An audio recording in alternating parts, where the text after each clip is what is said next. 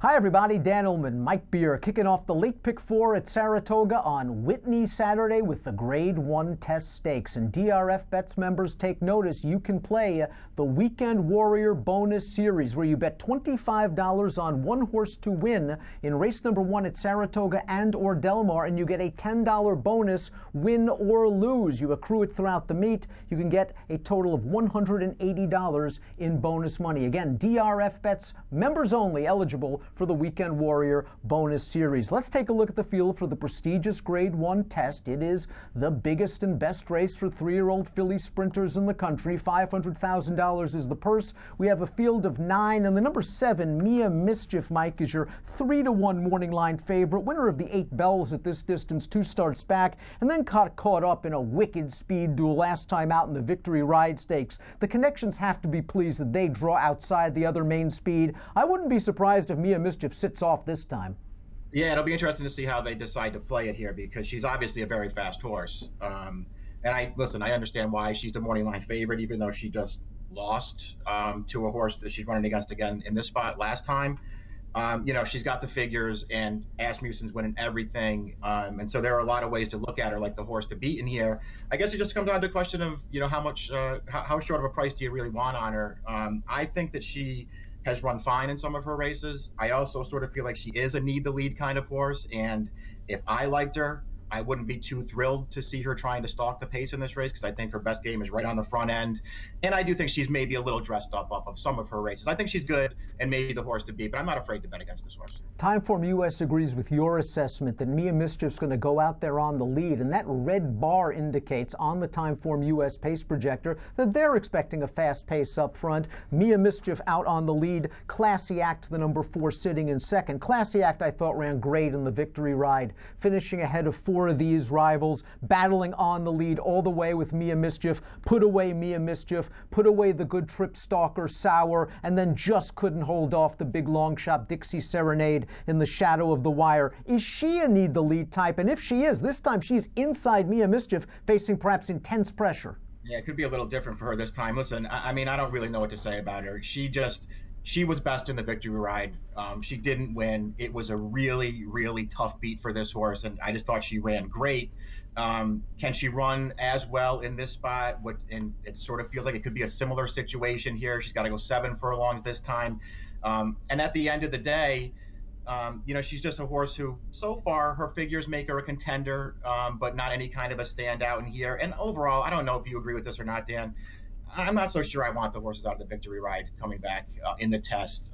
This horse did a lot of good things in that race and deserved to win it, but I don't want to bet her back in the test. A horse that figures to take money coming out of the Victory Ride is the number 6, Separation of Powers, for trainer Chad Brown. This horse won the Grade 1 Frisette over a wet racetrack last year as a 2-year-old. Maybe there'll be some moisture on the track on Saturday. She was laid up for a long time after finishing off the board in the Breeders' Cup Juvenile Fillies, then did not break very well in the Victory Ride, had a little bit of traffic. Did you think that trip was sort of exaggerated a bit by the short comment? Yeah, I mean, yeah, certainly the studied stretch part. I didn't think she really had to study that hard in the race, but obviously she has an excuse coming out of that race. Off the layoff, breaking right on her nose at the start of that race and winding up last.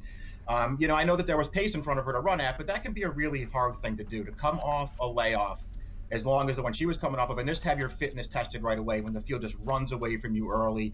I felt like that was a tough spot for her to be in. I'm still not sure how good I think Separation of Powers actually is. And so we're all coming out of the price for me in this race. I might use her if she sort of drifts up and is sort of like a middling price in this race, because I do think she has some talent, but she's just another horse, Dan. I don't like the Victory Ride overall. I don't know how good I really think she is, and it's Chad Brown.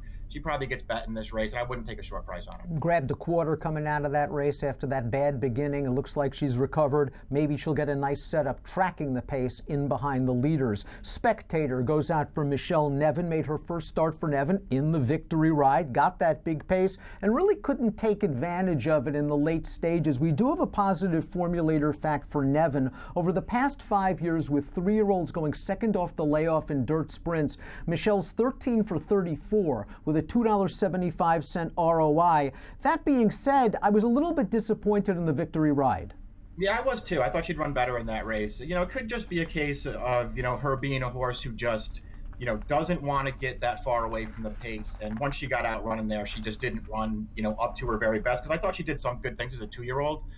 So we'll see if she can bounce back in this race. I guess the real problem with her is, if you think that the pace did her in the victory ride, what's really going to be different in the test? It's, sort of the same kind of field, a lot of speed in the race. If you can't keep up with them early, how is she going to run a better race and improve enough to win this thing? I don't know if I can talk myself into that proposition. The 9, Kelly's Humor, 15-1 for the high percentage, high profile Brad Cox barn. This horse has cut back successfully in distance in the past and is turning back at 7 furlongs in a race packed with speed. She is going to be coming from the back of the pack. I won't hold the Indiana Oaks against her. I think that Talk Vuv to me is a good horse, and a 1.1/16 against that kind of caliber of competition might be too much, but Classy Act had her number 2 starts back at 7. Maybe can we make a case for her underneath? Yeah, I'm going to use this horse underneath to be sure. She's going to be a bigger price in this race. I understand that she's a little slow on paper, but I like her going shorter. I like her as sort of a closing sprinter, especially in a race like this with a lot of speed. And I just feel like she's a horse that you can look at her 4 starts this year so far as a 3-year-old and basically make excuses for all of them. I mean, she came right off the bench in the Beaumont, got outrun early, but she was making up ground in that race in the stretch to finish 2nd. She was not winning the Kentucky Oaks.